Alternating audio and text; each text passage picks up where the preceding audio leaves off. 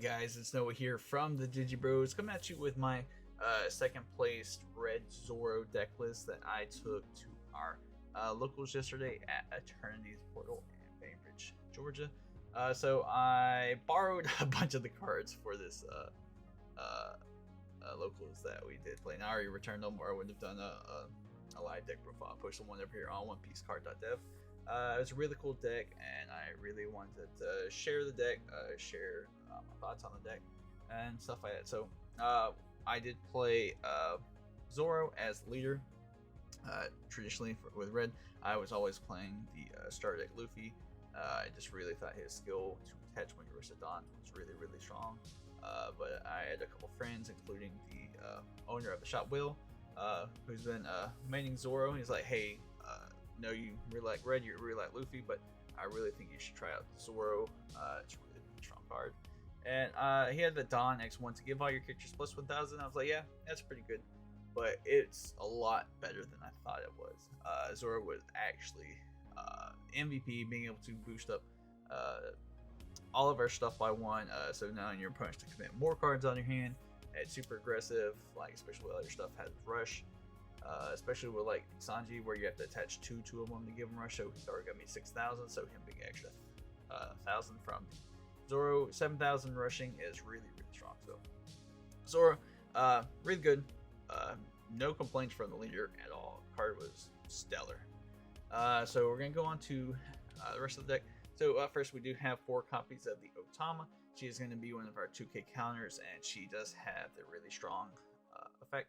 Or on play, you give up to one of your opponent's characters minus 2,000 power during the turn. So that combos really well with Robin right here, alongside Jet Pistol down here. Being able to bring stuff in the range of Robin being able to delete it by her effect, and same with the Jet Pistol. Otama was really strong, and also just being able to have those additional 2K counters in hand, really strong. So Tuning Chopper, just our 1-drop 1K blocker. It's really good. Every deck plays the 1-drop 1K blockers. So we do have 4 copies of the Star deck Nami. Because I wasn't playing Luffy anymore, I still wanted to have that ability to give Dawn to my characters, especially being able to give it to the Zoro, so that way he will be able to give the plus 1,000 to the rest of my characters. So it's basically giving a Dawn to all my characters, where I'm just using her effect to put one onto the Zoro. So the new Nami right here outside of the first set, Romance Dawn, one of the MVPs of the day, not gonna lie. Being able to go first, play her for 1, being able to search for one of your cards, pass falling turn, being able to attach one of your Dawn to your Zoro, and then 2 onto her, and it'll make her 5k, so that way you're able to swing 5k with this Nami into their leader, and then swing 6 with your Zoro into their leader. Both those were really strong options that the deck had, especially on their second turn, being able to be really aggressive super early in the game. And a lot of the players I played didn't attack over Nami after doing that, and so I would just do the same thing falling turn. So Nami, just being able to search out, it's really good, especially a bunch of your cards have rush, and just her being able to go grab some of your other stuff, so that way you're able to attack with them. Really strong. Just being able to search out cards has definitely improved the consistency of Red.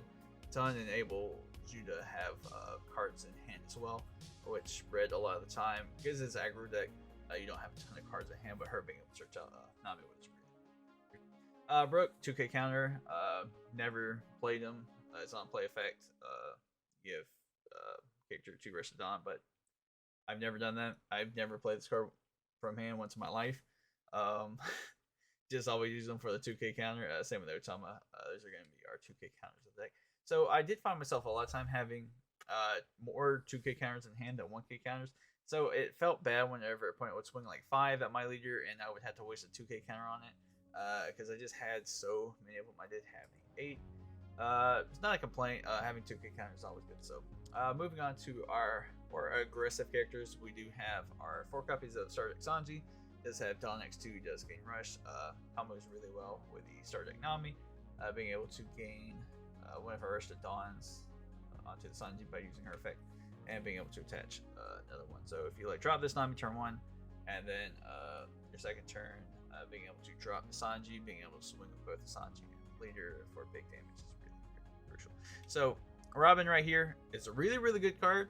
But I rarely got her effect off because a lot of the players I played against acknowledged how good of a card she was and would like remove her from the field like almost immediately. The times I did get her effect off, really good, because you can attach one to her and one to the Zoro. So now she's gonna be swinging for 6k, popping one with 3 or less. So if they do have like small blocker like Chopper or any of their 1-drop 1k blockers, she's able to snipe it and being able to pressure the opponent. So now they have to commit multiple cards out of hand, or when they're 2k, because she's going to be boosted up from the Dawn, putting her at 5 and the extra plus 1000 Zoro. 3-drop 5k Rush Zoro, really good card. I really haven't seen him too much whenever I was playing with the deck. Whenever I saw him, really good. I just didn't see him that much. Just being able to it's a cheaper Sanji, because really you have to commit 4 to Sanji for Rush, where it's only 3 for Zoro. Really good, especially with your leader, being able to boost them up to 6. 6 on Rush that you just drop from hand is really strong. So the actual MVP of the day is going to be the starter deck Luffy right here. The 5-drop Rush, Dynex 2 when attacking your opponent can activate blocker. Easily the best card in the deck, easily the best card in Red's entire card pool. Just him being unblockable is super strong. Combination of that and Diable Jambe on your leader. So if your opponent does only have 1 life left, but they have a couple blockers on the field, being able to drop him, attach 2 Dawn to him, swing 8k or 9k if you do have 1 on your Zoro.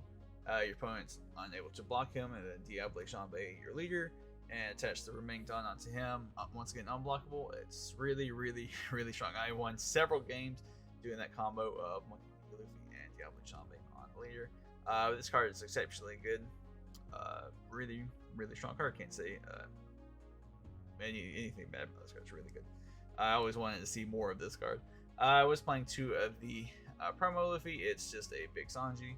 He's 6-drop and he's got Dawn X2. He gains Rush, so that'll be a 9k rusher the turn you drop him.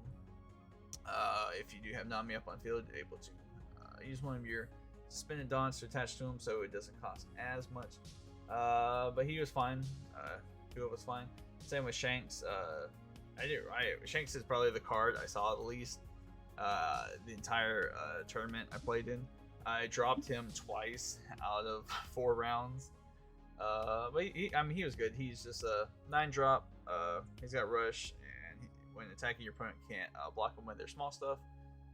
It's really strong. 9-drop 10k. If you attach the last standing Dawn onto your Zoro, Zoro's gonna be 6, and it's gonna push him up to 11. Really strong.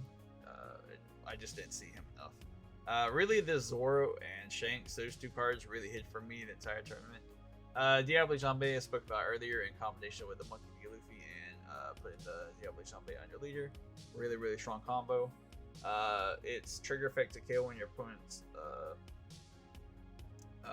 blockers with a cost of 3 or less.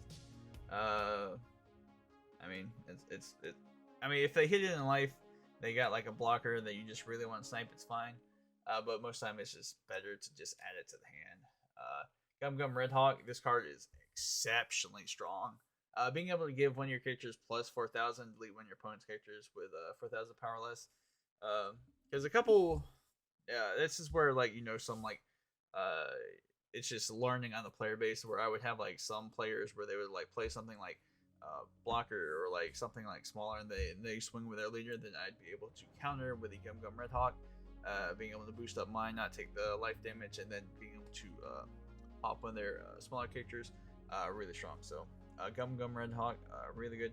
Alongside 4 copies of the Jet Pistol, just being able to hit like their 6k, whether it be the new Law, there's the blocker, Queen. Really being able to snipe them 6k blockers is so good. Or if they just have like a small blocker, just being able to go on and pop it with this, get it out of the way, so that way you're able to swing for game with some of your other characters.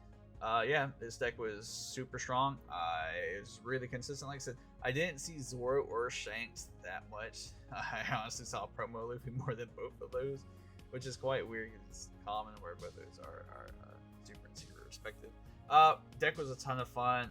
Red best deck, baby. You already know this. If you're a fan of Red, or you're a fan of Zoro, it's really like aggro, really rush down your opponent deck, I recommend this deck list. I really loved it. Once again, I had to borrow a lot of the cards for this. I had to return them, sadly. This is what I would love to play in tournaments before. Once again, I am Noah from the Digibros. I'll catch you guys later in the next one.